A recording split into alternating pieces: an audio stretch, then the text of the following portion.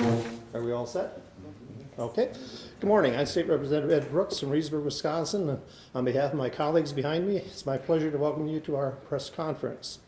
We're here to introduce the Rural Wisconsin Initiative, which begins with a package of 7 bills.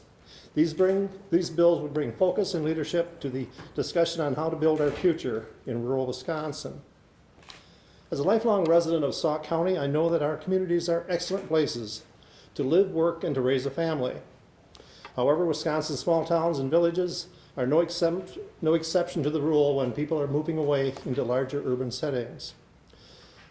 The American population has been shifting away from rural areas towards the city and the suburbs, and part of our agenda is to move them back the other direction to our rural communities.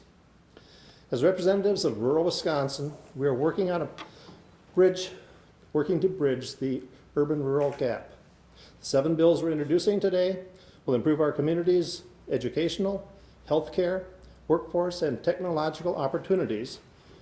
We understand that the passage of these 7 bills are just the beginning. It's not going to happen overnight, but we pledge to work on these through 2016 and into next year with the new budget. Closing the skills gap is a vital step towards increasing workforce opportunities. Too often I talk to employers in my district, and they have good family supporting jobs, but they don't have applicants to fill these jobs. To reverse this trend, young people need to be exposed to the variety of good careers available to them in rural areas. Increasingly, this is being accomplished through apprenticeship partnerships. High schools, tech colleges, local businesses are working together to equip young people with the skills they need to meet regional labor demands. During the course of the apprenticeship, the student is paid, he's trained for a job, and given post-secondary educational credit. LRBs 4169 and 4170 expand funding for local youth apprenticeship grants and for the apprenticeship completion program. The passage of these bills will increase to 22%, will add 22% in local funding for the youth apprenticeship grants and a 67% increase in the apprenticeship completion award program. These increases will bring both programs into line with current demand and will encourage a positive community-centered development. In addition to retaining a strong workforce, we should also be encouraging young workers from across the country to relocate to rural Wisconsin. And that's why we're introducing LRB 4167, which offers student loan repayment incentives to young graduates who move to Wisconsin and find work in rural Wisconsin. This bill is similar to a bill that's being currently introduced by Representative Petrick. He would be here today, but he had a conflict, and both Warren and I agree that either of our bills will be a big step forward for Wisconsin. Now I'd like to introduce Representative Kathy Bernier, who will talk about some of the bills we've offered that will improve access to health care in rural Wisconsin. Kathy? Thanks, Ed. I apologize for a little bit of a hoarse voice. Tis the season for a cold. Accessible health care is important in every stage of life and can be a key factor when young people buy their first home or when a retiring couple choose to spend their golden years. That is why we are introducing LRB 4178, which increases funding to the Rural Physician Residency Assistant Program, known as RIPRAP. We're increasing that by $250,000.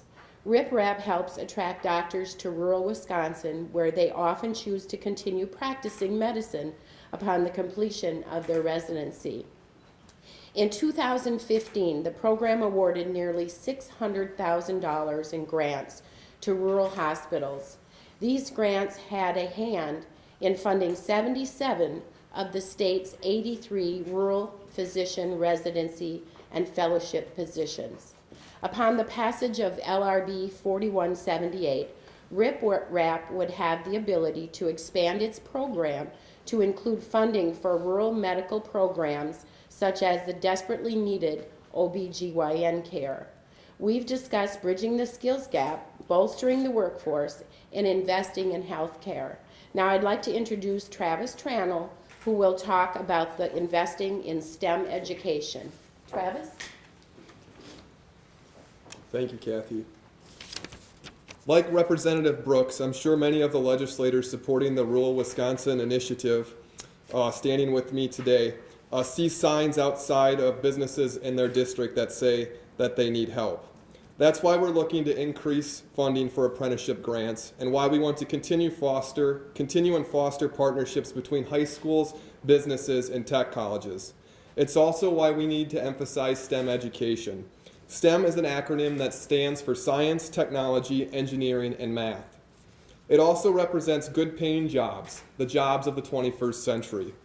Under our proposal, the state of Wisconsin would create a $1 million competitive grant program to fund STEM education for small rural schools with a maximum of $20,000 going to any one school.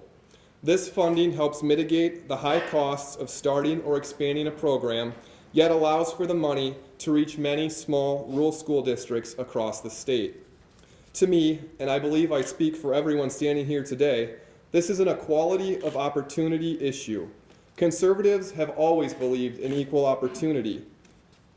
There is no reason why our children in rural schools should be at a disadvantage when compared to young people growing up in Madison, Green Bay, or Waukesha. I know that Representative Quinn also wants to discuss education today, so it's my pleasure to introduce him now. Romaine. Thank you, Travis. I also agree with Representative Tranel. We can't allow our rural schools to slip behind urban or suburban schools. Of course, we all know that a good education starts with a good teacher. While I love living in small town Wisconsin, it's not always easy to attract young teachers fresh out of college to our local communities. That's why I am proposing expanding the teacher loan program, which currently only serves Milwaukee, to include rural Wisconsin as well. Qualifying teachers would be eligible for up to $10,000 in loan repayments for every year for 3 years. The expansion of this program would send the message that we are serious about attracting and keeping good teachers in rural Wisconsin. Equality of opportunity, as Representative Tranel said, is really what today is about. The opportunity to get an education, to work, and to be near the quality health care. In today's increasingly connected world, high-speed internet access has become a necessity. Increasingly, educators are having students use the internet to complete assignments, businesses require high-speed internet to connect with consumers, and ambulances must be able to share information with hospitals in an efficient manner. Technology connects us and opens new possibilities. Like the automobile at the turn of the 21st century, high-speed internet has revolutionized the American way of life. Those who do not live in an area with broadband access are in danger of being denied equality of opportunity.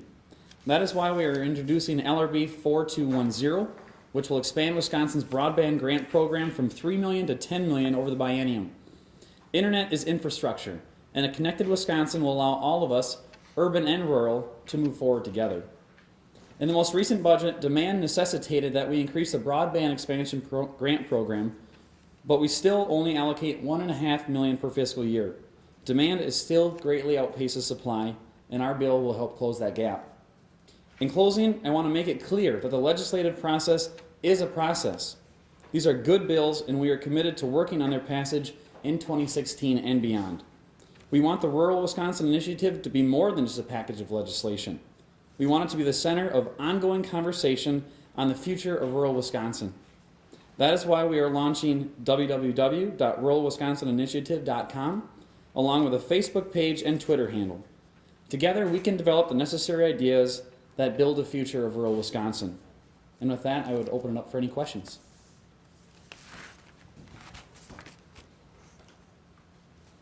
All right, thank you.